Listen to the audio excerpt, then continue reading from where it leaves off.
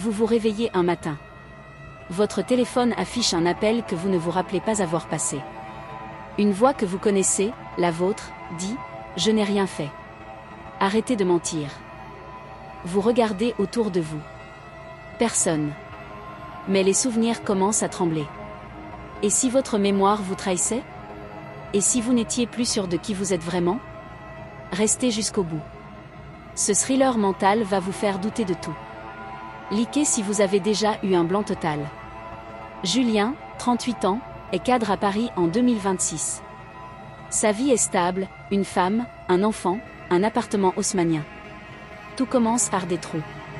Il oublie des réunions importantes. Il oublie des conversations entières. Sa femme lui dit « Tu m'as promis hier soir qu'on partait en week-end ». Il jure que non. Elle lui montre alors un SMS envoyé de son propre téléphone. « Oui, on y va. Je t'aime ». Il n'a absolument aucun souvenir de l'avoir écrit. Il se force à rire. C'est le stress du boulot. Mais les trous s'agrandissent. Un jour, il retrouve une photo de lui avec une femme qu'il ne connaît pas. La photo date d'il y a 2 mois. Il n'a jamais vu cette femme. Pourtant, son sourire sur la photo est bien le sien. Il cherche dans ses emails. Rien. Dans son agenda, un rendez-vous est barré. Il appelle sa femme. « Tu te souviens de cette soirée ?» Elle répond « Oui, tu es rentré tard. Tu étais bizarre. » Il n'a aucun souvenir de cette soirée. Le doute s'installe comme un poison lent. Est-ce qu'il devient fou? Ou est-ce qu'on essaie de le faire douter?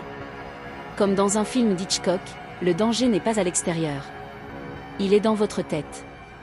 La paranoïa s'installe. Julien note tout. Il prend des photos de son agenda.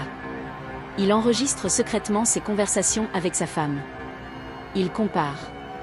Les trous grandissent. Un jour, il trouve une boîte cachée sous le lit. À l'intérieur, des lettres. Écrites de sa propre main. Je ne peux plus continuer à mentir. Je dois tout avouer. Signées de son prénom. Mais il ne se souvient pas de les avoir écrites. Il confronte sa femme. Tu savais? Elle éclate en sanglots. Tu m'as dit que tu allais voir un psy. Que tu avais des blackouts. Il hurle. Je n'ai jamais vu de psy. Elle lui montre alors un reçu. Une consultation payée. Son nom. Sa signature. Il s'effondre. Je perds la tête. Et vous? Si vos souvenirs vous mentaient? Liquez si cette peur vous parle déjà. Finalement, il se rend chez ce psy. Le médecin ouvre un dossier. Vous venez me voir depuis 8 mois. Vous souffrez d'un trouble dissociatif de l'identité. Vous refoulez des souvenirs traumatiques. Votre femme est morte il y a 2 ans. Dans un accident de voiture.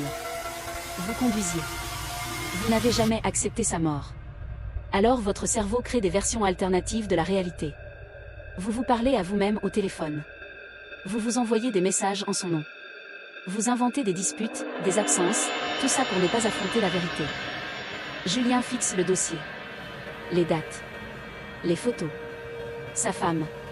Morte. Il regarde son alliance. Elle est toujours là. Mais le psy insiste, vous portez son alliance. Vous vivez seul, dans la maison que vous partagiez. Votre mémoire vous protège. Mais elle vous enferme aussi. Julien murmure alors, qui est la femme qui m'attend ce soir?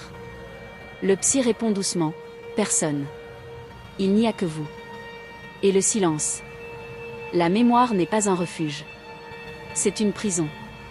Elle réécrit le passé pour nous sauver. Mais parfois, en le faisant, elle nous tue. Votre vie est-elle vraiment la vôtre ce soir? Ou est-ce juste une histoire que vous vous racontez? Pour ne pas affronter le vide?